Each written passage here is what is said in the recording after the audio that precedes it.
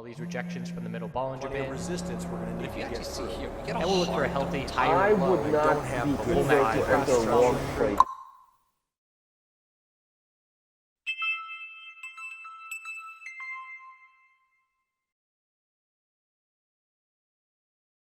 Hello crypto friends, hope you're doing well. In today's video we're going to look at the big four from Coinbase: Bitcoin, Ethereum, Litecoin, and BCH. Whatever you want to call it, I don't care. And we'll look at where we're standing on the longer term timeframes and zoom in from there. Lighting's a little bit off as I don't normally record videos in twilight, but adds a little bit of mystery to the mix, so I'm going to leave it. I recorded a video and uploaded it about the conference I went to with blockchain and trucking and shipping and all that. Certainly more fundamentally, and I'm going to trademark that, so don't try and steal that word, more fundamentally than I normally make. But if you want information in that sector, that's something I'm diving into headfirst and excited to be learning about. So let's get into it. So the big four.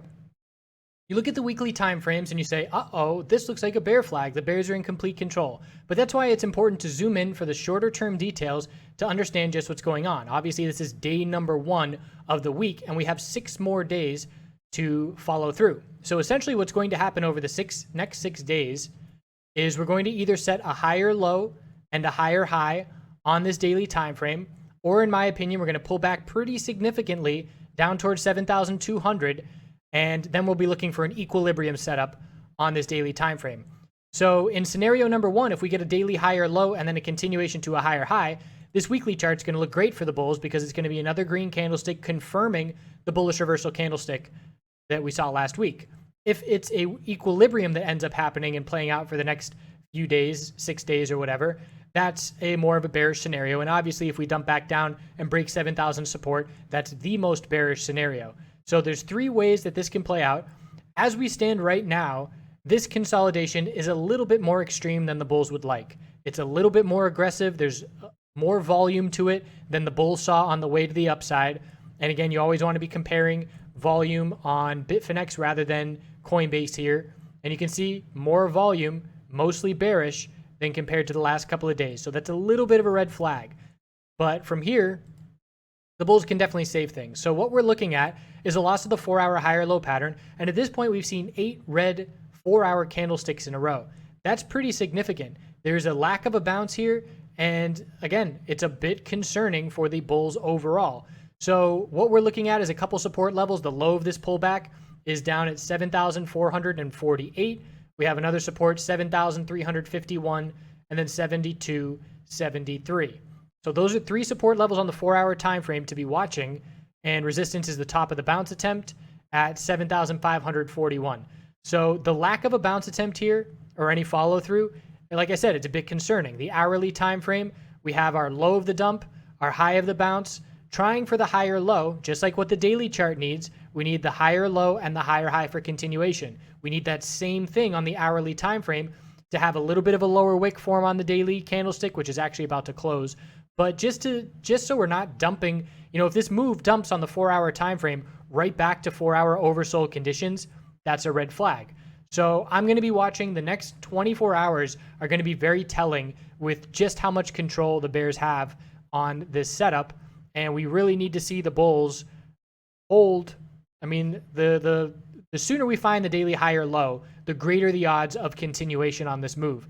So if we drop down to 7,300, it's going to be a higher percentage chance for the bulls than if we drop down to 7,200. It's that simple. It sounds really straightforward, and it is to a certain degree. But I'm going to be watching details. What's the volume look like for the bears?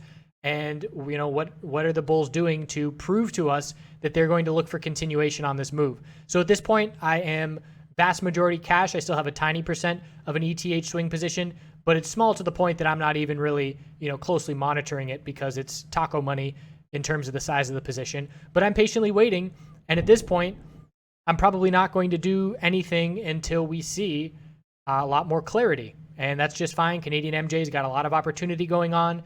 So that's where my attention is end of last week and this week. So 4-hour time frame, we can see still weak, bear TCG, or I should say a bear exponential cross of the 12 period to the 26 period to the downside is very close. It's going to be back to resistance again. We're going to have to be watching that level as resistance. And the hourly time frame, if we can break 7,541, that's best case scenario here overnight. And right now the time is about 7 p.m. Eastern. And if we can overnight see this support hold, the low of the dump, and then a break of 7,541, that'll be a bit of a sigh of relief for the bulls overall. So that's where we stand on Bitcoin. That's as far as I'm going in terms of time frames. There was a nice oversold bounce today for some short-term gains. It took a while to play out, but the 15-minute RSI, and again, this is setting off volume climaxes. All of these 15-minute dumps are enough volume and a low enough RSI that volume climaxes are going off on the alert system. And that's useful. And you might say, you know, well, the move didn't play out. Well, some scalpers could have got profit, and worst case scenario, it allows you to enter break even.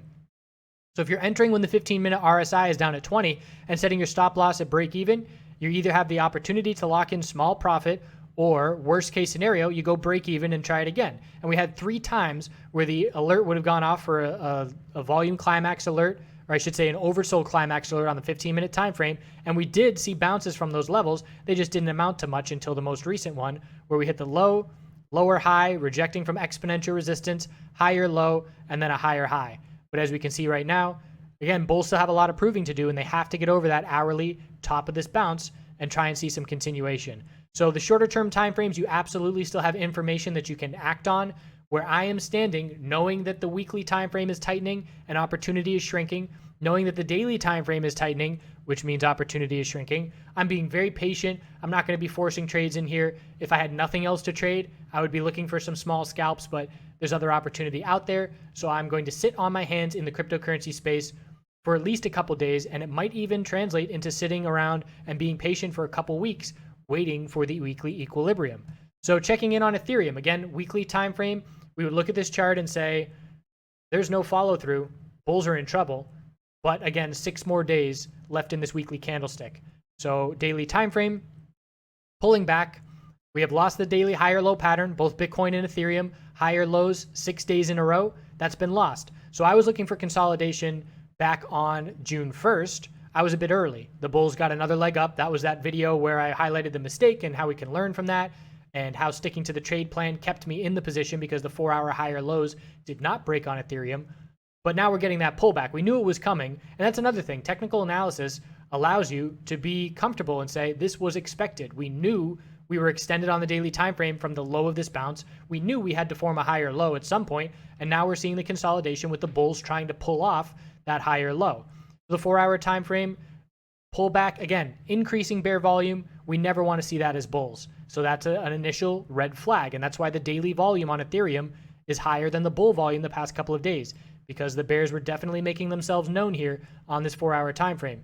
The bounce that's playing out right now, again, opportunity, decent bounce, a $15 plus move from the lows. The hourly drop down to the low, significant bounce with 6 green hours in a row, 5 green hours in a row, and we have a more clear higher low right now. So look at the amount of space where we have the low, top of the bounce is resistance. That's 600 psychological we can round to. That's the level the bulls want to break overnight to give us confidence. Okay, you know, the bulls do have some fight left. They're not just going to roll over. We can still be looking for the potential of a daily higher high. And so we need to break a 600 overnight to give us that confidence. A break for Ethereum of 586, and we're looking right back down at the low. So again, just in comparison, a lot of people would look at the ETH BTC chart for comparison, but I can look at this hourly chart and say, well, Bitcoin came a lot closer to breaking to a lower low. There's a lot less space in between there than there is on Ethereum, a lot more space to work with. And that's because Ethereum got a little bit more beat up on the way down, but where we stand right now, this chart on the hourly time frame for the bounce attempt is much stronger on Ethereum. It gives a lot more confidence than the one on Bitcoin does. So again, 15-minute time frame for Ethereum, we drop down the 15-minute RSI, hitting oversold.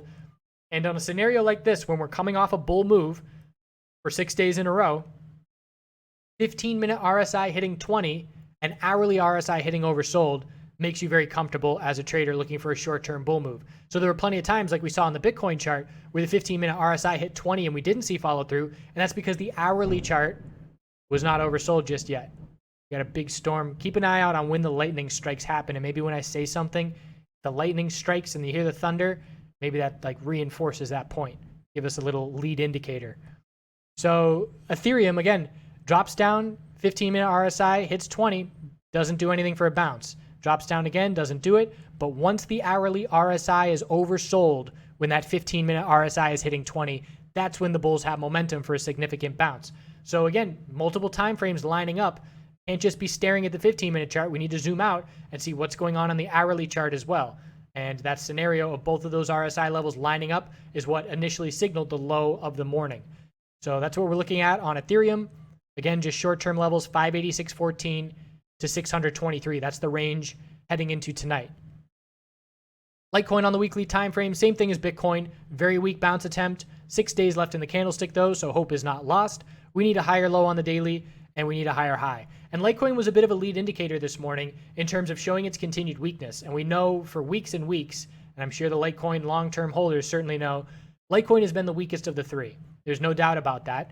And it was leading the way to the downside. And I saw Litecoin break bearish to a lower low before Bitcoin and Ethereum had done so, and then they followed suit. So it's worth watching the strongest name on the way to the upside for clues, but also watching the weakest name on consolidation for clues. And Litecoin gave a couple bearish clues this morning on this dump. So here on the daily time frame, we have our low, high of the bounce, and we're looking for a higher low to form. And the 4-hour time frame, again, decent bear volume, losing the higher lows, and a weak bounce attempt at this point. It's a 4-hour potential bear flag that could lead to continuation, and it all depends on how this hourly chart's going to play out. We have our low, our high of the bounce, and the bulls want the higher low and higher high. We need a break of 120.38 to make the bear flag on the 4-hour time frame less likely. And we're pretty close to that level. We're right in the middle of the range, and it's all about the next couple of hours on these three names, on all four of these names. And we see hourly bounce continuation. Checking back on Bitcoin real quick. Does the 4-hour chart look like a bear flag?